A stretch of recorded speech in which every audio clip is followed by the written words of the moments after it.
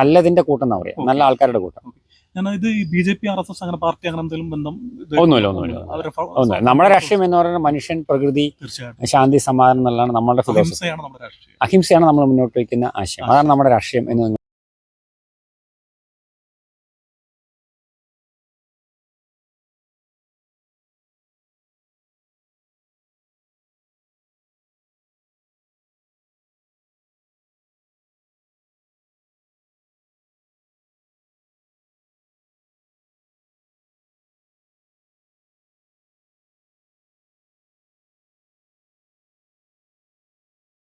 നമസ്കാരം, ഞാനിപ്പോൾ ഉള്ളത് ആലത്തൂർ ബോധി യോഗാശ്രമത്തിലാണ്. എൻ്റെ കൂടെയുള്ള കൃഷ്ണേട്ടൻ, ഇദ്ദേഹമാണ് ഇവിടുത്തെ യോഗാചാര്യൻ. ഇവിടുത്തെ എല്ലാം ഈ കൃഷ്ണേട്ടൻ തന്നെയാണ്. അപ്പോൾ ഇതിനെക്കുറിച്ച് കൂടുതൽ കാര്യങ്ങളൊക്കെ വളരെ വ്യക്തമായിട്ടും കൃത്യമായിട്ടൊക്കെ അദ്ദേഹത്തിന് പറയാൻ കഴിയും. ഉറപ്പായിട്ടും ഒരു ആലത്തൂർ നിവാസിക്ക്, ഒരു പാലക്കാടുകാരന്, എനിക്ക് തോന്നുന്നു കേരളത്തിൽ തന്നെ വളരെ പ്രസിദ്ധമാണ് ബോധി എന്ന് പറയുന്ന ഈ യോഗാശ്രമം. വിദേശികൾ വരെ ഇവിടെ വരുന്നുണ്ട്. പലപ്പോഴായിട്ടും നിങ്ങൾക്ക് ഇവരുടെ ഇൻസ്റ്റാ പേജ് ഉണ്ട്, അതിൽ നോക്കിയാൽ അറിയാൻ പറ്റും. അപ്പോൾ അങ്ങനെ അത്രത്തോളം പ്രസിദ്ധമായ, പ്രശസ്തമായ ബോധിയെക്കുറിച്ച് കൂടുതൽ വിശേഷങ്ങൾ കൃഷ്ണേട്ടൻ നമ്മളോട് പങ്കുവയ്ക്കുന്നതാണ്. ബോധി എന്നാണ് നമ്മുടെ കേന്ദ്രത്തിൻ്റെ പേര്. നമ്മൾ 2005 നമ്മൾ ഇവിടെ യോഗ ക്ലാസ്സിലൂടെ ഇവിടെ നമ്മൾ ആരംഭിക്കുന്നത്. ആ ഒരു സമയത്ത് നമ്മൾ യോഗ ബേസ് ചെയ്ത് സെൻറ്റർ തുടങ്ങുമ്പോൾ നമ്മൾ ഉദ്ദേശിക്കുന്നത് യോഗ മാത്രമായി നിർത്തുക എന്നുള്ളതല്ല. ഒന്ന്, മനുഷ്യൻ അതിഭീകരമായ മാനസികമായ സമ്മർദ്ദങ്ങളും ഒരു സ്ട്രെസ്സ്, അതുപോലെ തന്നെ ഒരു വശത്ത് മനുഷ്യൻ ഒരു ആർത്തിയുടെ ലോകത്ത് ജീവിക്കുന്ന സമയത്ത് ഈ ആർത്തിയിൽ നിന്നും ഒരു മാറ്റം മനുഷ്യന് ആവശ്യമാണ്. അപ്പോൾ ആർത്തി കുറയ്ക്കാനുള്ള എന്തൊക്കെ രീതികളാണ് നമ്മൾ അവലംബിക്കാൻ ചിന്തിക്കുമ്പോൾ നമ്മുടെ മനസ്സിനകത്ത് ഏറ്റവും ആദ്യം കയറിയിരുന്ന വിഷയം യോഗയാണ്. അതിനോടൊപ്പം തന്നെ നമുക്ക് അടുത്തൊരു വിഷയം എന്ന് പറയുന്നത് ഭക്ഷണമാണ്. ഒരു മനുഷ്യൻ്റെ ഭക്ഷ്യ സംസ്കാരത്തെ നമ്മൾ മാറ്റുക എന്ന് പറയുമ്പോൾ അവൻ്റെ അവനിൽ തന്നെ ഉള്ളിൽ ഒരുപാട് വ്യത്യാസം അത് വരുത്താൻ പറ്റും. കാരണം നമ്മൾ കൂടുതൽ സീസൺ അനുസരിച്ചുള്ള ഭക്ഷണമാണ് നമ്മൾ കൂടുതൽ നമ്മുടെ ക്യാമ്പുകളിലും പ്രൊവൈഡ് ചെയ്യുക. പരമാവധി നമ്മളുടെ 100% പലപ്പോഴും പറ്റാറില്ല, പരമാവധി അതാണ് ശ്രമിക്കാറുള്ളത്. നമ്മൾ സീസൺ അനുസരിച്ചുള്ള ഭക്ഷണങ്ങൾക്കാണ് കൂടുതൽ പ്രാധാന്യം കൊടുക്കുന്നത്. ഉദാഹരണത്തിന് ഇപ്പോൾ ഈ ഉഷ്ണകാലത്ത് നമ്മൾ ഇപ്പോഴത്തെ ക്യാമ്പുകളിൽ നമ്മൾ 2ാം ശനിയാഴ്ച പ്രോഗ്രാമിൽ കൊടുക്കുന്നത് അടുപ്പ് ഉപയോഗിക്കാതെ തയ്യാറാക്കാവുന്ന ഭക്ഷണങ്ങളാണ്. അത് ധാന്യങ്ങളും പച്ചക്കറികളും. നമ്മളതിനെ വേവിക്കേണ്ട ആവശ്യമില്ല. നമ്മൾ കഴിഞ്ഞ മാസത്തെ വർക്ക്ഷോപ്പ് അത് തന്നെയായിരുന്നു. ഏകദേശം 9ഓളം വിഭവങ്ങൾ, അവില് കൊണ്ടുള്ള 2 വിഭവം, പിന്നെ മാങ്ങ കൊണ്ടുള്ള മോര്, പിന്നെ വെജിറ്റബിൾസിന്റെ ഡിഫറെന്റ് സലാഡുകൾ, ഉണ്ണിപ്പിന്റെയൊക്കെ പച്ചക്ക് അരിഞ്ഞിട്ട് അതിനകത്ത് നാളികേരം, തക്കാളിയൊക്കെ ചേർത്തിട്ടുള്ള സലാഡുകൾ, പിന്നെ പഴം, നാളികേരപ്പാല്, ശർക്കര ഉപയോഗിച്ചിട്ടുള്ള. ഈ സീസണിൽ വളരെയധികം ഗുണം ചെയ്യുന്നൊരു സാധനമാണ്. അത് മാത്രമല്ല, നമ്മൾ പൊതുവെ പറയാറുള്ളത്, വളരെ സീരിയസ് ആയിട്ട് നമ്മൾ പ്രാക്ടീസ് തുടങ്ങി കഴിഞ്ഞാൽ ഒരു നേരം വേവിക്കാത്ത ഭക്ഷണത്തിലേക്ക് മാറാൻ പറയും. അപ്പോൾ യോഗാസനങ്ങൾ പരിശീലിക്കുകയും ഒപ്പം ഭക്ഷണത്തിന്റെ ക്രമീകരണം കൂടി ചെയ്തു കഴിഞ്ഞാൽ ഒരു സാധാരണ മനുഷ്യന് ശാരീരികമായും മാനസികമായും ഒരുപാട് മാറ്റങ്ങൾ നമുക്ക് ബോധ്യപ്പെട്ടിട്ടുണ്ട് കഴിഞ്ഞ 10-20 വർഷത്തിൽ.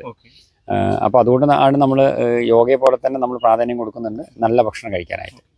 നല്ല ഭക്ഷണം എന്ന് പറയുന്നത് നമ്മൾ മാംസാഹാരം ഒഴിവാക്കുന്നതിനോ മാത്രമല്ല, നമ്മൾ രാസമുക്തമായ ഭക്ഷണം കൃഷി ചെയ്യുന്നതിനോടൊപ്പം തന്നെ അത് നല്ല സന്തോഷത്തോടുകൂടി കഴിക്കുക എന്നുള്ള ഒരു വിഷയം കൂടെ അതിനകത്തുണ്ട്. നമ്മൾ ഉണ്ടാക്കുന്ന ഭക്ഷണത്തിന്റെ സോഴ്സും അതിന്റെ എനർജീനെ ബാധിക്കുന്ന പറയാം. ഇപ്പൊ ഞാൻ നിങ്ങളുടെ വീട്ടിൽ വരുന്ന സമയത്ത് നിങ്ങൾ വളരെ സന്തോഷത്തോടെ ഒരു ഗ്ലാസ് പച്ചവെള്ളം തരുന്നതും മറിച്ച് വളരെ വെറുപ്പും ദേഷ്യത്തോടു കൂടി എത്ര വൈറ്റമിൻ റിച്ച് ആയിട്ടുള്ള പാനീയം തരുന്നതും രണ്ടാണ്. ഏറ്റവും നല്ല സന്തോഷത്തോടു കൂടി പച്ചവെള്ളമായിരിക്കും, അതിന്റെ ടേസ്റ്റ് തന്നെ മാറും. അതുകൊണ്ടാണ് നമ്മൾ പറയുന്നത് നല്ല ഭക്ഷണം നല്ലതാവുന്നത് ഭക്ഷണത്തിന്റെ സോഴ്സും അതിനകത്ത് ഘടകമാണെന്നുള്ളത്. അത് കൃഷി ചെയ്യുന്ന രീതി, അത് പാചകം ചെയ്യുന്ന രീതി, അത് സെർവ് ചെയ്യുന്ന രീതി, ഇരുന്ന് കഴിക്കുന്ന ഗ്രൂപ്പിന്റെ രീതി. ദേഷ്യവും സങ്കടവും വെച്ചിട്ട് എത്ര നല്ല ഭക്ഷണം കഴിച്ച കാര്യമൊന്നുമില്ല. ആംബിയൻസ് എന്ന് പറയുന്നത് പ്രകൃതിയോട് ഇണങ്ങുക എന്ന് മാത്രമല്ല, മനുഷ്യന്റെ മനസ്സും അതിനകത്തൊരു ഘടകമാണ്. അപ്പൊ അങ്ങനെയാണ് നമ്മൾ 2ാമത്തെ ഒരു സംഗതി. പിന്നെ 3ാമത്തെ ഒരു ഏരിയ നമ്മൾ ഫോക്കസ് ചെയ്യുന്നത് സത്സംഗം എന്ന് പറയും. സത്സംഗം എന്ന് പറയുന്നത് നല്ല ആളുകൾ ഇരുന്ന് വർത്താനം പറയുക. നമ്മൾ പരസ്പരം സംസാരിക്കുമ്പോൾ നമ്മുടെ രണ്ടുപേരുടെയും മനസ്സിനകത്ത് ശാന്തിയും സമാധാനം ഉണ്ടായി കഴിഞ്ഞാൽ സത്സംഗമായി കണക്കാക്കാം. അല്ല, ഒരു സംസ്കൃതം വാക്കാണ്. സത് എന്ന് പറഞ്ഞാൽ നല്ലത്, സംഘം എന്ന് പറഞ്ഞ കൂട്ടം, നല്ലതിന്റെ കൂട്ടം എന്നാ പറയാ, നല്ല ആൾക്കാരുടെ കൂട്ടം. ഒന്നുമില്ല. നമ്മുടെ രാഷ്ട്രീയം എന്ന് പറയുന്നത് മനുഷ്യൻ, പ്രകൃതി, ശാന്തി, സമാധാനം എന്നുള്ളതാണ് നമ്മുടെ ഫിലോസഫി. അഹിംസയാണ് നമ്മൾ മുന്നോട്ട് വയ്ക്കുന്ന ആശയം. അതാണ് നമ്മുടെ രാഷ്ട്രീയം എന്ന് നിങ്ങൾക്ക് പറയാൻ പറ്റും. അപ്പോൾ നമ്മൾ പറയുന്നത് ഇപ്പോൾ BJP-കാരനായാലും കോൺഗ്രസ്സുകാരനായാലും കമ്മ്യൂണിസ്റ്റുകാരനായാലും മനുഷ്യനാണ്. അവർ ഓരോരുടെ ചിന്താഗതിക്ക് അനുസരിച്ച് അവർ ഓരോ ഫിലോസഫി തുടർന്നു പറയുന്നത്. നല്ലത് ചീത്ത ആർക്കും ചെയ്യാൻ പറ്റും, പക്ഷെ അവരുടെ മനോധർമ്മം പോലെ. അപ്പോൾ നമ്മൾ മനുഷ്യൻ നന്നാവണമെങ്കിൽ മനസ്സ് നന്നായാലാണ് മനുഷ്യൻ നന്നാവുന്നത്. മനസ്സിനാണ് പ്രാധാന്യം. ഇപ്പോൾ എല്ലാം നമ്മുടെ ചുറ്റുമുള്ള ആളും നന്നാവും. അപ്പോൾ നമ്മൾ അതിനെ ട്രാൻസ്ഫോം ചെയ്യാനുള്ള ടൂൾസ് ആയിട്ടാണ് നമ്മൾ യോഗ മുന്നോട്ട് വയ്ക്കുന്നത്. അതുപോലെ തന്നെ ഈ നല്ല ഭക്ഷണം, അതിനകത്ത് സീസണൽ ആയിട്ടുള്ള ഭക്ഷണം, നമ്മുടെ പ്രാദേശികമായി കിട്ടുന്ന വിഭവങ്ങൾക്ക് മുൻതൂക്കം കൊടുത്തിട്ടുള്ള ഭക്ഷണത്തിനാണ് നമ്മൾ പ്രാധാന്യം കൊടുക്കുക. ഇപ്പോൾ തിരുവാതിര സമയങ്ങളിൽ ചാമക്കഞ്ഞിയും കാവത്തും കഴിക്കുന്ന സംസ്കാരം നമുക്ക് ഉണ്ടായിരുന്നു. ആ സമയത്ത് വർഷക്കാലങ്ങളിൽ നമ്മൾ ആയുർവേദത്തിന്റെ ഔഷധക്കഞ്ഞി കഴിക്കുന്ന സംസ്കാരം ഉണ്ടായിരുന്നു. അപ്പോൾ ഒരു സീസൺ ഇപ്പോൾ ഒക്കെ എല്ലാം ഉപഭോഗമായി മാറിയല്ലോ. അപ്പോൾ നല്ല ഭക്ഷണം കഴിക്കുക. അതുപോലെ തന്നെ നല്ല ആളുകൾക്ക് കുറച്ചാളുകൾ ഇരുന്ന് വർത്താനം പറയാനാണ്. അപ്പോൾ ഇത് 3 വാല്യൂസാണ് നമ്മൾ പ്രധാനമായിട്ട് മുന്നോട്ട്. അപ്പോൾ നമ്മൾ സ്ഥിരമായിട്ട് സംശയം ചോദിക്കട്ടെ, ഇപ്പോൾ ഈ കഴിഞ്ഞ 20 വർഷത്തിനിടയ്ക്ക് ചേട്ടൻ എപ്പോഴെങ്കിലും ആശുപത്രി ആശ്രയിക്കേണ്ടതായിട്ട് വന്നിട്ടുണ്ടോ? എന്തെങ്കിലും കാര്യങ്ങളിൽ യോഗ ചെയ്യുന്നുണ്ടല്ലോ, കൃത്യമായിട്ട് ചെയ്യുന്നുണ്ടല്ലോ? അതെ. എന്തെങ്കിലും കാര്യങ്ങൾ ഞാൻ ആക്ച്വലി ഇപ്പം എൻ്റെ ഏറ്റവും കൂടുതൽ സമയം യോഗ പഠിപ്പിക്കാനാണ് ചെലവഴിച്ചുകൊണ്ടിരിക്കുന്നത്. ഇപ്പോൾ 20 വർഷത്തിന് ശേഷം നമ്മൾ ആക്ച്വലി ഞാൻ പേഴ്സണലി യോഗാസനത്തിനെ കുറച്ചുകൂടി അതിൻ്റെ ഫിലോസഫിക്കൽ ലൈനിലേക്ക് മാറിക്കൊണ്ടിരിക്കുകയാണ്. ഇപ്പം നമ്മൾ കുറച്ചായിട്ട് എൻ്റെ യോഗസൂത്രത്തിൻ്റെ ക്ലാസ് ചിന്തകളും അതിൻ്റെ കുറച്ച് ക്ലാസ് അല്ല, അതൊരു പഠനം പോലെ എടുത്തിരിക്കുകയാണ്. അതും യോഗയും മാനസിക സമ്മർദ്ദം എന്നുള്ള വിഷയത്തിലാണ് ഇപ്പോൾ ഞാൻ കൂടുതൽ പേഴ്സണലി ഫോക്കസ് ചെയ്യുന്നത്. ഈ ആരോഗ്യത്തിൽ പറഞ്ഞു കഴിഞ്ഞാൽ ഒരു പ്രാവശ്യം എനിക്ക് 2008 എനിക്ക് സ്റ്റൊമക്കിനൊരു പ്രശ്നം വന്നിട്ടുണ്ടായിരുന്നു. കാരണം എൻ്റെ സ്റ്റൊമക്ക് വളരെ സെൻസിറ്റീവാണ്. ആ സമയത്ത് ഞാൻ അതിൻ്റെ ടെസ്റ്റുകൾക്കായിട്ട് ഞാൻ അലോപ്പതിയിൽ പോയിരുന്നു. ഞാൻ ആ സമയത്ത് അന്ന് ഒരു അൾസറിൻ്റെ 2008 അൾസറിൻ്റെ, കാരണം അന്ന് അതിൻ്റെ കുറച്ച് മുൻ വർഷങ്ങളിൽ കുറച്ച് ഭയങ്കരമായിട്ട് യാത്രകളുണ്ടായിരുന്നു. കുറച്ച് വടക്കേ ഇന്ത്യയിൽ ഫുഡ് ഞാൻ ആക്ച്വലി എനിക്കന്ന് ഭക്ഷണം കഴിക്കാതെ വന്നിട്ടുള്ള പ്രശ്നം ഉണ്ടായിരുന്നു. ഫുഡിൻ്റെ പ്രശ്നമായിരുന്നു, അൾസറിൻ്റെ പ്രശ്നം ഉണ്ടായിരുന്നു. ആ സമയത്ത് ഞാൻ എൻഡോസ്കോപ്പിൽ അത് ഡയഗ്നോസ് ചെയ്തിട്ടുണ്ടായിരുന്നു. അത് ഞാൻ ഭക്ഷണം കൃത്യമായി കഴിക്കാതെ വന്നിട്ടൊരു പ്രശ്നമാണ്. കാരണം ഞാൻ അന്ന് കൂടുതൽ ഒരു ഗാന്ധി ഓർഗനൈസേഷൻ്റെ പ്രോഗ്രാമിൽ കൂടുതൽ പോകുമായിരുന്നു. വടക്കേ ഇന്ത്യയിൽ ഒരുപാട് യാത്ര ഉണ്ടായിരുന്നു ആ സമയത്ത്. അപ്പോൾ അന്ന് അങ്ങനെ ഒരു പറ്റിയ പിന്നെ അതിന് ശേഷം കാര്യമായിട്ട് എനിക്ക് അങ്ങനെ ഒരു പ്രശ്നങ്ങൾ വന്നിട്ടില്ല. യോഗ നമ്മുടെ ആരോഗ്യത്തെയും വളരെ കൂടുതൽ ബലപ്പെടുത്തുന്നു എന്നുള്ളതുകൊണ്ട് അല്ല, അതിനെക്കാട്ടിലും എനിക്ക് മനസ്സിലാക്കപ്പെടുന്ന ഒരു കാര്യം, നമുക്ക് കൂടുതൽ മനസ്സിന് ഇഷ്ടപ്പെട്ട രീതിയിലുള്ള കാര്യങ്ങൾ മുന്നോട്ട് പോകുന്ന സമയത്ത് അത് കൂടുതൽ ശരീരത്തിനെ ബാധിക്കില്ല എന്നാണ് എനിക്ക് മനസ്സിലാക്കുന്ന കാര്യം.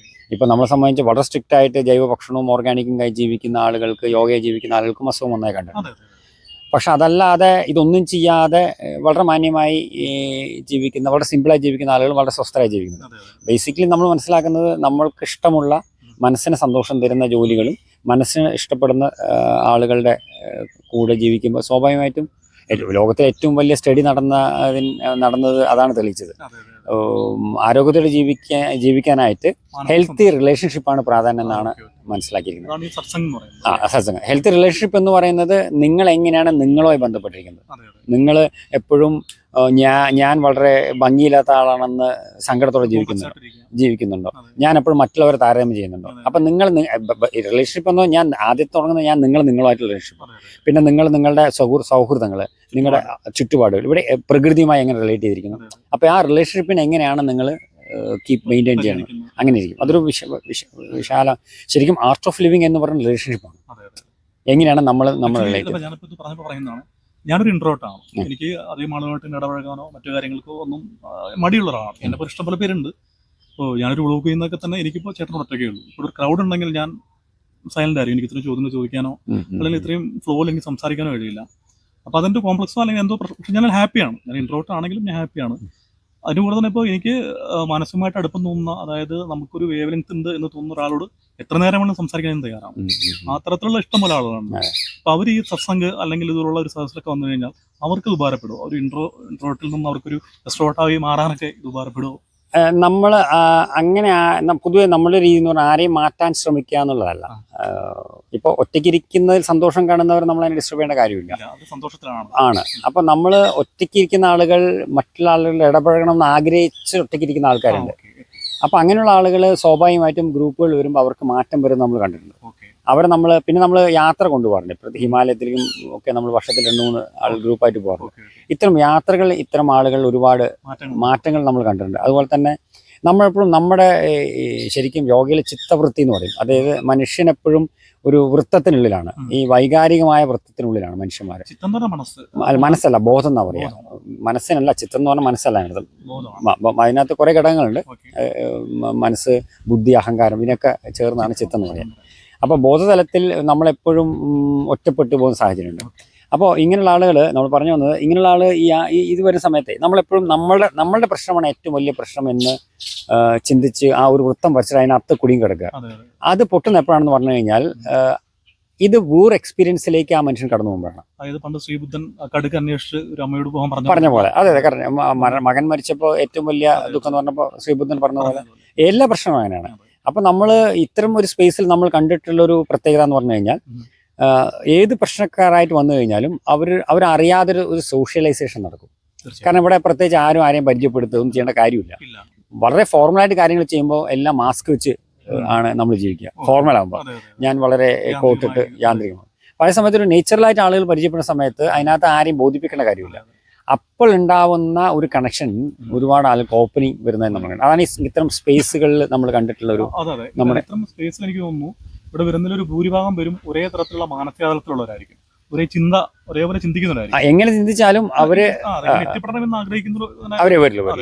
ഉറപ്പായിട്ട് അവർക്ക് ബോണ്ട് ഉണ്ടാവാനുള്ള സാധ്യതയുണ്ട്. ബോണ്ട് ഉണ്ടാവും. പിന്നെ ഇവിടെ ആളുകൾ പ്രധാനമായിട്ടും ഇവിടെ ഇരിക്കുമ്പോൾ ഒരു സമാധാനം. അല്ല, എനിക്ക് തോന്നുന്നു എന്നാലും ഈ പ്ലാസ്റ്റിക്കിന്റെ ഉപയോഗമൊക്കെ വളരെ കൂടിയിരിക്കുന്ന സാഹചര്യത്തിൽ ആ ഒരു ബോർഡെങ്കിലും വെക്കായിരുന്നു. പ്ലാസ്റ്റിക് നമ്മള് ഈ സാധനം ബോർഡുകൾ പ്ലാസ്റ്റിക്കിലാണ് കിട്ടുന്നത്. ഈ ലൈസ് ആണെങ്കിലും കുട്ടികളൊക്കെ വരുമ്പോൾ ഉറപ്പായിട്ടും കുട്ടികളോട് നമുക്കിപ്പോ അവരോട് അത് അവർ പാരന്റ്സ് പറഞ്ഞ് മനസ്സിലാക്കി. ആക്ച്വലി അത് ആ ഒരു സംസ്കാരം വീട്ടിൽ നിന്നുണ്ടാവേണ്ടതാണ്. അതൊരു ചലഞ്ചാണ് ഇപ്പോൾ കേരള സമൂഹത്തിന്റെ. കാരണം നമ്മൾ ഉപയോഗിക്കുക വലിച്ചെറിയുക എന്നുള്ളതാണ് നമ്മുടെ സംസ്കാരം. എന്തിനേയും ബന്ധങ്ങളെ അങ്ങനെയാണ്. ഇപ്പൊ റിലേഷൻഷിപ്പിനെ പോലും നമ്മൾ പുതിയ തലമുറ സിറ്റുവേഷൻഷിപ്പ് എന്നാണ് പറയണം. സിറ്റുവേഷൻ അനുസരിച്ച് ഒരു ബന്ധങ്ങൾ ഉപയോഗിക്കുക, അത് കഴിഞ്ഞ് അതെങ്ങനെയാണ് അങ്ങനെയാണ് പറയുന്നത്, ഉപയോഗിക്കുക വലിച്ചെറിയുക. അപ്പൊ ആ ഒരു സംസ്കാരം ഒരു സാമൂഹ്യ ജീർണതയുടെ ഒരു പ്രതിഫലനമാണ്. അത് ശരിക്കും അടിമുടി മാറേണ്ടതാണ്. അത് കുടുംബത്തിൽ തുടങ്ങേണ്ടതാണ്. ഗവൺമെന്റ് ഹരിതകർമ്മസേന സംഭവം ചെയ്യുന്നുണ്ട്. പക്ഷെ എന്നാലും ജനങ്ങൾക്ക് അത് വലിച്ചെറിയുന്നത് ഒരു ഈസി ആണല്ലോ. ഇപ്പൊ ഞാനിത് ഈ സാധനത്തിനെ കഴുകി ഒരു ചാക്കിലാക്കി വെച്ച് മാസം എടുത്ത് വെക്കുന്നതിനെക്കാട്ടിലും എനിക്ക് റോഡ് സൈഡ് ഉണ്ടല്ലോ ഇഷ്ടം പോലെ, വലിച്ചെറിയാം, എനിക്ക് സൗകര്യം ഉണ്ടല്ലോ. ഇപ്പൊ ഞാനിപ്പോ എന്തിനാ അതിനൊരു മെനക്കെടും എന്നുള്ളതാണ് ചിന്ത. അപ്പൊ അത് എനിക്ക് തോന്നുന്നത് ഒരു വിദ്യാഭ്യാസത്തിന്റെ ഭാഗമാക്കേണ്ട ഒരു കാര്യമാണ്. അത് ക്രമേണ ആവുന്ന കാര്യം. ദീർഘവീക്ഷണത്തോടെ ഗവൺമെന്റ് ചെയ്തൊരു സാധനമാണ് ഈ ഹരിതകർമ്മസേന എന്ന് പറയുന്നത്. ഗവൺമെന്റിന്റെ വീക്ഷണം എന്ന് പറയുന്നത് ആ വീക്ഷണം മനുഷ്യ മനസ്സുകളിലേക്ക് എത്തിയില്ലെങ്കിൽ പരാജയമാണ്. ഇപ്പൊ ജനകീയാസൂത്രണം എന്ന് പറയുന്നത് നമ്മൾ കേരളത്തിൽ ഇംപ്ലിമെന്റ് ചെയ്ത സാധനമാണ്. ഈ ജനകീയാസൂത്രണം എന്താണെന്ന് ഒരു ബോധമില്ലാത്ത സമൂഹത്തിലാണ് ജീവിക്കുന്നത്. അപ്പോൾ അതുകൊണ്ട് സ്വാഭാവികമായിട്ടും അത് ഫലം ഉണ്ടാവില്ല. അപ്പൊ ശരിക്കും ആക്ച്വലി ഇപ്പൊ എത്തണം. ഇപ്പൊ യൂറോപ്പ് വെസ്റ്റേൺ രാജ്യങ്ങൾ നമ്മൾ പോയിട്ടുണ്ട്. അപ്പൊ കാണുന്ന സമയത്ത് അവിടുത്തെ കുട്ടികളുടെ ഒരു കൾച്ചറെ മാറിയിരിക്കുകയാണ്. ചോക്ലേറ്റ് കഴിച്ചാൽ ആ ചോക്ലേറ്റിന്റെ കടലാസ് കൃത്യമായും അതിന്റെ ബാഗിലിടുക, പ്ലാസ്റ്റിക്കിന്റെ സ്ഥലത്ത് പ്ലാസ്റ്റിക് ഇടുക, ബയോ വേസ്റ്റ് വരിക. അത് സെഗ്രിഗേഷൻ ആൾറെഡി വിദ്യാഭ്യാസത്തിന്റെ ഭാഗമായി കുട്ടികളുടെ മനസ്സിനകത്ത് അത് രൂപപ്പെട്ട് കഴിഞ്ഞു. ഇപ്പൊ നമ്മളെ സംബന്ധിച്ച് ഇപ്പോഴും ആ സെഗ്രിഗേഷൻ കൾച്ചർ കൊണ്ടുവരണം എന്നുള്ള താല്പര്യം ഈ ഇംപ്ലിമെന്റ് ചെയ്യുന്ന ആൾക്കില്ല. പ്ലാസ്റ്റിക് ശേഖരണ മുറികൾ ഇഷ്ടംപോലെ കെട്ടിപ്പൊക്കിയിട്ട് കാര്യമൊന്നുമില്ല. അത് സെഗ്രിഗേഷൻ കൾച്ചർ കുട്ടികളിൽ ഉണ്ടാവണം. ഇവിടെ നമുക്ക് ആവശ്യം എന്താ? മനുഷ്യന്റെ ആരോഗ്യത്തോടെ ജീവിക്കാൻ എന്ത് വേണം? പഞ്ചഭൂതങ്ങൾ വേണം. ശുദ്ധമായ വായു വേണം, വെള്ളം വേണം, ആകാശം വേണം, ഭൂമി വേണം, എല്ലാം വേണം. ഈ പഞ്ചഭൂതങ്ങളെ ദുഷിപ്പിക്കാത്ത സംസ്കാരമാണ് സ്കൂൾ വിദ്യാഭ്യാസത്തിൽ നിർബന്ധമായി പങ്കെടുക്കുന്നത്. നമ്മുടെ മണ്ണിനെ നമ്മൾ നശിപ്പിക്കരുത്. മണ്ണിൽ നമുക്ക് അടുത്ത തലമുറയ്ക്ക് ഏറ്റവും കൂടുതൽ കൊടുക്കേണ്ട എന്താ? ഇപ്പൊ വ്യക്തമായി മനസ്സിലാക്കി കഴിഞ്ഞു. നമ്മളുടെ ബാങ്ക് ബാലൻസ് ഉണ്ടോ നമുക്ക് ആരോഗ്യം കിട്ടാൻ പോകുന്നില്ല, പ്രകൃതി കിട്ടാൻ പോകുന്നില്ല, നല്ല ഭക്ഷണം കിട്ടാൻ പോകുന്നില്ല. അത് അടുത്ത തലമുറയ്ക്ക് കൊടുക്കണമെന്നുണ്ടെങ്കിൽ ആ പഞ്ചഭൂതങ്ങളെ ബഹുമാനിക്കുന്ന, അതിനെ സ്നേഹിക്കുന്ന, അതിനെ ദുഷിപ്പിക്കാത്തൊരു സംസ്കാരം ഉണ്ടാക്കേണ്ട വിദ്യാഭ്യാസം നമുക്ക് ആവശ്യമാണ്. അത് നിർഭാഗ്യവശാൽ നമ്മൾ ഒരു എല്ലാത്തിനെയും ഇമിറ്റേറ്റ് ചെയ്യണല്ലോ നമ്മുടെ ഒരു സംസ്കാരം. അപ്പൊ അത് തുടങ്ങേണ്ട ആവശ്യമാണ്. മാർക്സ് പറഞ്ഞ പോലെ ഇതൊക്കെ നമ്മളിതൊക്കെ ഉപഭോഗിക്കില്ല. നമ്മുടെ അടുത്ത തലമുറയ്ക്ക് വേണ്ടി മാറ്റിവെക്കേണ്ടതാണ്. അതിപ്പോ നമുക്ക് മൊത്തത്തിൽ എത്ര സ്ഥലം? അല്ല, നമുക്ക് ഞങ്ങളുടെ ഫാമിലി പ്രോപ്പർട്ടി ഉണ്ട് കുറെ. ഇപ്പൊ ഈ ബോധി നിൽക്കുന്ന സ്ഥലം ഏകദേശം 1 ഏക്കറിന് അടുത്താണ്. നമ്മുടെ കൃഷി എന്നൊക്കെ പറയുന്നത് വയലുണ്ട്, വയൽ വേറെ ഉണ്ട്. ഞങ്ങൾക്ക് കുറച്ച് ഒരു കഷ്ടി 1 ഏക്കറിൽ താഴെ നമ്മൾ ജൈവ കൃഷി അരി ചെയ്യുന്ന പാടത്ത്. ഇവിടെ നമ്മൾ കൂടുതൽ വന്യവൃക്ഷങ്ങളാണ് ചെയ്തിരിക്കുന്നത്. ഇടയ്ക്ക് അത്യാവശ്യം പച്ചക്കറി ചെയ്യും. ഇവിടെ നമുക്ക് മാവ് ഏകദേശം 10-12 വെറൈറ്റി മാവ് മാത്രമുണ്ട്. പിന്നെ പ്ലാവ് ഉണ്ട്, സപ്പോർട്ടി ഉണ്ട്, പിന്നെ നാളികേരം, ഇളനീര്, കായ്ഫലമാണ്, പിന്നെ ഞാവല്, അങ്ങനത്തെ കുറച്ച്. അതുപോലെ ഈ ഫോറിനേഴ്സ് അല്ലെങ്കിൽ കേരളത്തിൽ തന്നെ ദൂരത്ത് തിരുവനന്തപുരത്ത് നിന്നൊക്കെ ഒരു നാൾ വരികയാണെന്നുണ്ടെങ്കിൽ താമസിക്കാനുള്ള സൗകര്യം ഉണ്ടാവും. ലിമിറ്റഡ് സ്ഥലമുള്ളത്. ഇപ്പൊ നമുക്ക് 2 മുറി, ഒരു 5-6 പേര് അക്കോമഡേറ്റ് ചെയ്യാൻ പറ്റും. പിന്നെ അത്യാവശ്യം ചിലപ്പോൾ നമ്മൾ പുറത്ത് എവിടെയെങ്കിലും അക്കോമഡേറ്റ് ചെയ്യും. ഇപ്പോൾ ഉണ്ട്. അല്ല, ഇപ്പൊ ഇവിടെ AC, ഫാൻ അങ്ങനെയുള്ള ഇല്ല. AC ഇല്ല, ഫാൻ ഉണ്ട്, AC ഇല്ല. പിന്നെ ഇതിപ്പോ ഈ ചൂടുകാലം മാത്രമാണ് നമുക്ക് ഏറ്റവും ബുദ്ധിമുട്ട്. പിന്നെ വെള്ളിയാഴ്ച ക്ലാസ് വരുന്നുണ്ടോ? ഈ വെള്ളിയാഴ്ച ബുദ്ധ പൗർണമിയെ ബന്ധപ്പെട്ടിട്ട് നമുക്കൊരു മെയ് 1. ബുദ്ധപൂർണ്ണിമ. പിന്നെ അതുപോലെ ഏതാണ്ട് ഒരു 100ഓളം ആളുകൾ പങ്കെടുക്കുന്ന പരിപാടിയായിരിക്കും അത്. നമ്മളതിൽ കൂടുതൽ പ്രതീക്ഷിക്കുന്നത്. ഓക്കെ, അതിൽ കൂടി വരും. അപ്പൊ എന്തായിരിക്കും എന്തിന്റെ ക്ലാസ് ആയിരിക്കും അത്? അന്ന് ബുദ്ധ വഴി എന്നാണ് ആ വിഷയം. ഓക്കെ, ബുദ്ധ വഴി, അഹിംസയെ കുറിച്ചുള്ള ബുദ്ധ വഴി, ബുദ്ധന്റെ വഴി. ഓക്കെ, അതാണ് വിഷയം. എത്ര മണി മുതൽ എത്ര മണി വരെ? 5:30 മണി മുതൽ ഉണ്ടാവും. അത് മിക്കവാറും ഒരു 2 മണിക്കൂറൊക്കെ ഉണ്ടാവും. 2 മണിക്കൂർ. ആരാണ് ക്ലാസ് എടുക്കുന്നത്? ക്ലാസ്സിന് ഷൗക്കത്ത് എന്ന് പറയും.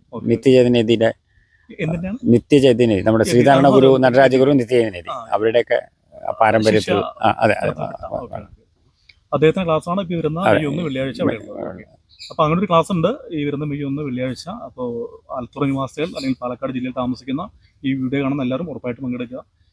ശരിക്കും ശ്രീബുദ്ധന്റെ ഒക്കെ ആദർശങ്ങളും ആ ചിന്തകളും ഒക്കെ എന്താ പറയാ പ്രാബല്യത്തിൽ കൊണ്ടുവരേണ്ട ഒരു കാലഘട്ടത്തിലൂടെയാണ് നമ്മൾ ജീവിച്ചു പോകുന്നത്. വളരെ പ്രധാനമാണ് ശ്രീബുദ്ധന്റെ. കാരണം ഒരു ആർത്തിയുടെ ലോകത്ത് ജീവിക്കുന്ന കാലഘട്ടത്തില് ബുദ്ധൻ നമുക്ക് പഠിപ്പിച്ച വഴി എന്ന് പറയുന്നത് ഉപേക്ഷിക്കുക എന്നുള്ളത്. അത് ഉപേക്ഷിക്കുക എന്ന് പറയുന്നത് ഉള്ളതിന് ഉപേക്ഷിക്കുകയാണ്. ഉള്ളതിന് ഉപേക്ഷിച്ച് നമ്മൾ ഉച്ചയ്ക്ക് ഭക്ഷണം ഇല്ലാത്തതുകൊണ്ട് വേണ്ട വയ്ക്കുന്നതും ഉണ്ടായിട്ട് ഉണ്ടാക്കുന്നത് രണ്ടിനാണ്. ബുദ്ധൻ ഉണ്ടായിരുന്ന എല്ലാ സംഗതികളും ഉപേക്ഷിച്ചതാണ്. അത് മാത്രമല്ല, അദ്ദേഹം പറഞ്ഞ ഏറ്റവും പ്രധാനപ്പെട്ട ഒരു കാര്യമാണ് ആഗ്രഹമാണ് സമസ്ത ദുഃഖം. അതെ, ആഗ്രഹങ്ങൾ ഇല്ലാതിരിക്കുക എന്നുള്ളതാണ്. ആഗ്രഹങ്ങൾ ഇല്ലാതിരിക്കാൻ നമുക്ക് മനുഷ്യന് പറ്റില്ല. ആഗ്രഹങ്ങൾ എന്ന് പറയുന്നത് നിർബന്ധമായ ശാഠ്യങ്ങളിലേക്കും നിർബന്ധ ബുദ്ധിയിലേക്കും പോകുമ്പോഴാണ് പ്രശ്നം ഉണ്ടാകുന്നത്. അപ്പൊ ആഗ്രഹങ്ങൾ സ്വാഭാവികമായിട്ട് നമ്മുടെ മനസ്സിനകത്ത് ഉണ്ടാവും. പക്ഷെ ആഗ്രഹങ്ങളിൽ നമ്മുടെ ബോധത്തെ കൊണ്ടുവരുന്നുണ്ട്. അല്ല, ആഗ്രഹങ്ങൾ കാരണം നിങ്ങളുടെ പ്രശ്നം ഉണ്ടെങ്കിൽ നിങ്ങൾ എവിടെ അന്വേഷിക്കേണ്ട, നിങ്ങളുടെ ഉള്ളിൽ തന്നെയാണ്. അത് മനസ്സിലാക്കിയാൽ മതി. പിന്നെ വേറെ കുറ്റം കൊണ്ട് കാര്യമില്ല. നമ്മൾ നേരിടുന്ന പ്രശ്നങ്ങളൊക്കെ നമ്മുടെ ഉള്ളിൽ തന്നെയാണ്. എല്ലാം നമ്മളതിനെ പുറത്ത് ഉള്ളിൽ നോക്കാറില്ല. നമ്മളെപ്പോഴും പുറത്തോട്ട് നോക്കും. മറ്റുള്ളവരുടെ പ്രശ്നങ്ങളെ കണ്ടെത്താൻ നമ്മൾ ശ്രമിക്കാറുള്ളത്. നമ്മുടെ പ്രശ്നങ്ങൾ നമ്മൾ മനസ്സിലാക്കാറില്ല. ആദ്യം പണിത് അവിടെ നമ്മൾ ഓലപ്പുരയാണ്. അത് യോഗ ഹാളും പിന്നെ അത്യാവശ്യം ട്രെയിനിങ്ങും ക്യാമ്പുകളും ഒക്കെ നടക്കുന്ന അവിടെയാണ്. പിന്നെ താമസിക്കാനുള്ള സ്ഥലം. പിന്നെ ഫ്രണ്ടിലൊരു അത് ജസ്റ്റ് ആളുകൾ വൈകുന്നേരം വന്നിരിക്കാറുണ്ട്. പിന്നെ നമ്മൾ പ്രോഗ്രാം നടക്കുമ്പോൾ അവിടെ നമ്മൾ കുറച്ച് ഈ പ്രോഡക്ട്സ് ഒക്കെ വെക്കാറുണ്ട്, സെയിൽ ചെയ്യാറുണ്ട്. ഇവിടെ ആർക്കും വരാം അല്ലേ? നമ്മൾ ആനയെ റെസ്ട്രിക്ട് ചെയ്യാറില്ല. ആർക്കാണെങ്കിൽ വരാം. വരുന്ന കാലത്ത് പ്രത്യേകിച്ച് ചൂടുകാലത്ത്, പ്രത്യേകിച്ച് വൈകുന്നേരങ്ങളൊക്കെ കുട്ടികളൊക്കെ ആയിട്ട് വന്ന് കുറച്ച് നേരം ഇരുന്നിട്ട് പോകും. നമുക്കതിൽ വിരോധമൊന്നുമില്ല. പക്ഷെ എല്ലാവരും അവരവരുടെ ഡിസിപ്ലിൻ പാലിക്കുക. പ്രത്യേകിച്ചിട്ട് ഈ ചെടികളൊക്കെ നശിപ്പിക്കാതിരിക്കുക, മറ്റേ അലക്ഷ്യമായി പേപ്പറും പ്ലാസ്റ്റിക്കും വലിച്ചെറിയാതിരിക്കുക. അവർ കണ്ടാൽ അതിനെ എടുത്ത് എവിടെയെങ്കിലും ഇടാൻ ഉള്ള സംസ്കാരം പറയണം. ഞാൻ ഇട്ടില്ല, ഇപ്പൊ അവരിട്ടില്ല എന്നുണ്ടെങ്കിലും അവരെടുക്കുന്ന സംസ്കാരം നമുക്ക് പറയണം. ഞാൻ ഇട്ടാത്തതുകൊണ്ട് ഞാൻ എടുക്കാതിരിക്കാന്ന് പറയാൻ പറ്റില്ല. അപ്പൊ അങ്ങനത്തെ ഒരു ഡിസിപ്ലിൻ എല്ലാവരും സ്വയം പാലിക്കാൻ വേണ്ടിയിട്ടാണ് നമ്മൾ ബോർഡ് വെക്കാതിരിക്കുന്നത്. കാരണം അത് സംസ്കാരമേ വരട്ടെ. അപ്പൊ എന്റെ ഡിസിപ്ലിൻ എന്ന് പറയുന്നത് 10 ആളുടെ മുമ്പിലല്ല കാണിക്കേണ്ടത്. ഞാൻ ഒറ്റയ്ക്ക് ഞാൻ എങ്ങനെ ജീവിക്കുന്നുള്ള എന്റെ ഡിസിപ്ലിൻ. ഞാൻ നിങ്ങളുടെ മുമ്പിലിരിക്കുന്ന സമയത്ത് ഞാൻ വളരെ മാന്യനായിരിക്കേണ്ട കാര്യമൊന്നുമല്ലോ. ഞാൻ ഒറ്റയ്ക്ക് ഇരിക്കുന്ന സമയത്ത് ഞാൻ എങ്ങനെ വരുമോ അതാണ് എന്റെ ഡിസിപ്ലിൻ. അപ്പൊ ഇവിടെ ആ ഒരു നിയമം എഴുതി വെക്കാതെ അവർക്ക് തന്നെ തോന്നണം. അത് ഒരു സംസ്കാരമാണ് ശരിക്കും. അതിനാണ് നമ്മൾ സ്ട്രഗിൾ ചെയ്യുന്നത്. അതാണ് ഇപ്പൊ ബോധിയെ കുറിച്ച് ഞാൻ വീരവാദം പറയാന്നുള്ളതല്ല. ഇത് ഇവിടെ വന്ന ആളുകളും ഈ പ്രദേശവാസികളും പറയുന്നതാണ് അതിന്റെ ഐഡന്റിറ്റി. ഞാൻ പറഞ്ഞിട്ട് കാര്യമൊന്നുമില്ല. ഞാൻ തുറന്ന ആളാണ്, ഞാൻ വലിയ സംഭവമാണ്, ഞാനല്ല പറയുന്നത്. ഇവിടെ വരുന്ന ആൾ എങ്ങനെയാണോ ബോധിയെ കാണുന്നത് അതാണ് ബോധി. ചേട്ടന്റെ സ്വദേശം ഇവിടെ തന്നെയാണ്, ഞാനിവിടെ ഞങ്ങൾ 2-3 തലമുറയായിട്ട് ഇവിടെ തന്നെയാണ് കൃഷി. ഇത് നമ്മുടെ സ്വന്തം സ്ഥലമാണ്. അത് നമ്മുടെ ഞാൻ സമ്പാദിച്ച് വാങ്ങിച്ച സ്ഥലമൊന്നുമല്ല, എന്റെ പാരമ്പര്യമായിട്ടുള്ള സ്ഥലമാണ്. ഞാൻ, അച്ഛൻ, അമ്മ, എന്റെ ഭാര്യ, മക്കളില്ല, അനിയന്റെ 2 കുട്ടികൾ ഒക്കെ ഞങ്ങള് ഫാമിലിയില് തറവാട്ടില് ഞാനും അച്ഛനും. അതിന്റെ പുറകെ തന്നെയാണ് സ്ഥലം. ഇത് അനിയന്റെ കൂടാണ്. ഞങ്ങളൊക്കെ ഒരുമിച്ച് തന്നെ. അങ്ങനെയൊക്കെയാണ്. അപ്പോൾ ഇത്രയൊക്കെയാണ് കൃഷ്ണേട്ടന്റെ ബോധി യോഗാശ്രമത്തെ കുറിച്ചുള്ള വിശേഷങ്ങൾ. ഇത് കേവലം ഒരു യോഗാശ്രമം മാത്രമല്ല എന്നുള്ളത് നിങ്ങൾക്ക് ബോധ്യപ്പെട്ട് കാണും.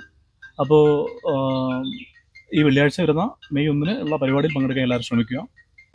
അപ്പോൾ ഞാൻ ആദ്യം പറഞ്ഞ പോലെ ഒരു ആലത്തൂരുകാരന്, ഒരു പാലക്കാടുകാരന്, ഒരു കേരളീയന് ബോധി യോഗാശ്രമത്തെക്കുറിച്ച് പരിചയപ്പെടുത്തുന്ന കാര്യമില്ല. നമ്മൾ ഇഷ്ടം പോലെ റീൽസിലും മറ്റുമായിട്ട് ഫേസ്ബുക്കിലും ഇൻസ്റ്റയിലൊക്കെ കാണുന്നതാണ് ഇവിടെ പ്രോഗ്രാംസും മറ്റു കാര്യങ്ങളൊക്കെ. അതിൻ്റെ മുഖ്യ നടത്തിപ്പുകാരൻ, ഈ യോഗാശ്രമത്തിൻ്റെ എല്ലാമായ കൃഷ്ണേട്ടനാണ് ഇത്രയും നേരം നമ്മൾ സംസാരിച്ചത്. അപ്പോൾ ഏതാണ്ടൊരു ധാരണ ഇതിനെക്കുറിച്ച് കേൾക്കാത്തവർക്ക് ഇപ്പോൾ കിട്ടിയിട്ടുണ്ടെന്ന് ഞാൻ മനസ്സിലാക്കുന്നു. അപ്പോൾ ഇത്രയുമൊക്കെയാണ് ഇന്നത്തെ വീഡിയോയുടെ വിശേഷങ്ങൾ. ഈ വീഡിയോ നിങ്ങൾക്ക് ഇഷ്ടപ്പെട്ടെങ്കിൽ ലൈക്ക് ചെയ്യുക, ഷെയർ ചെയ്യുക, ഫോളോ ചെയ്യുക. ഫോളോ ചെയ്യാൻ മറക്കാതിരിക്കുക. കാര്യം ഇത്തരത്തിലുള്ള പുതിയ വീഡിയോകൾ, വിശേഷങ്ങൾ, മറ്റു വാർത്തകളൊക്കെ നിങ്ങളോട് എത്തിക്കാനുള്ള ഒരു പേജാണത്. അപ്പോൾ വീണ്ടും ഒരിക്കൽ കൂടെ പുതിയൊരു വീഡിയോയിൽ കാണുന്നവരെ ബൈ, താങ്ക് യു.